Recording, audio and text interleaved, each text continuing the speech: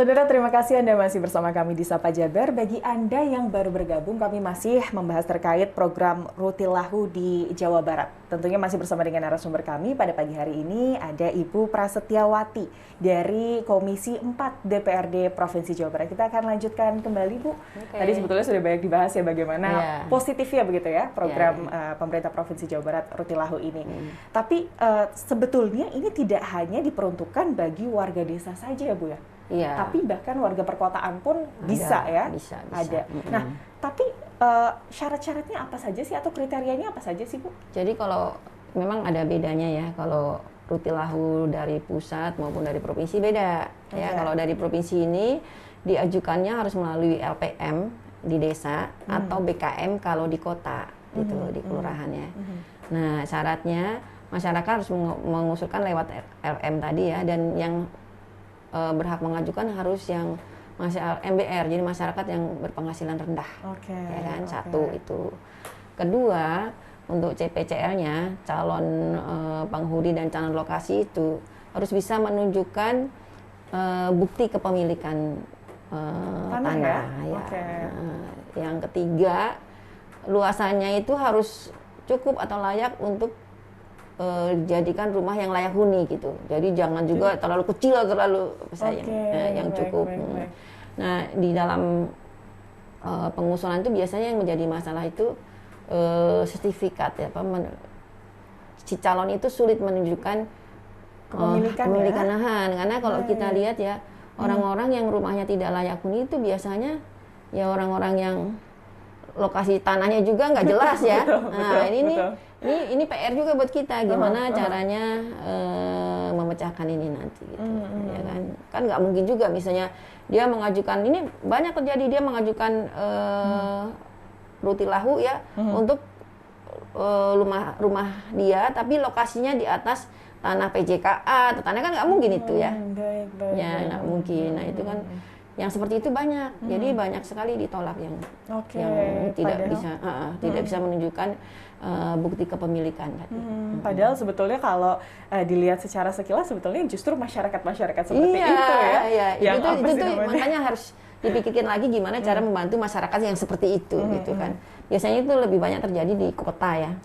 Di kota, kayak kalau di Bogor tuh di Cibinong banyak tuh. Di pinggir-pinggir rel kereta, di pinggir kali itu kan. Betul Bu, betul. Itu padat sekali ya.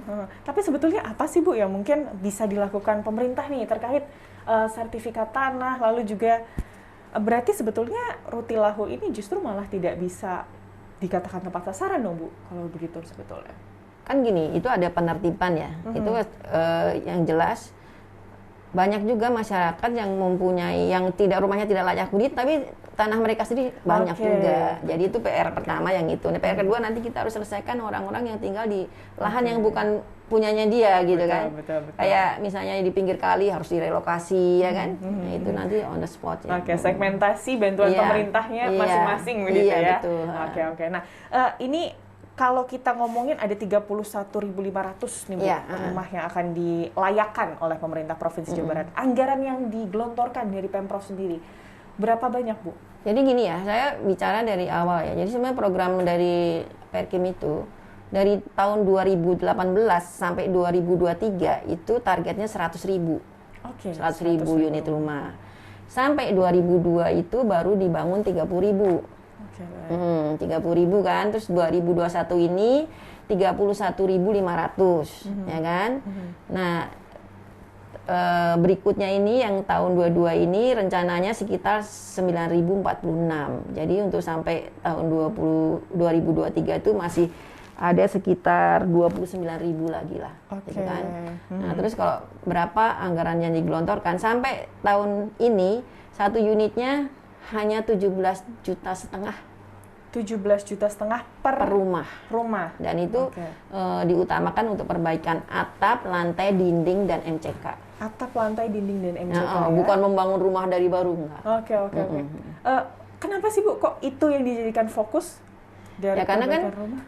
Pemerintah juga punya keterbatasan, nggak mungkin kok kita membangun secara seluruhnya. Makanya kita membuat layak dengan memperbaiki dinding, lantai, dan atap.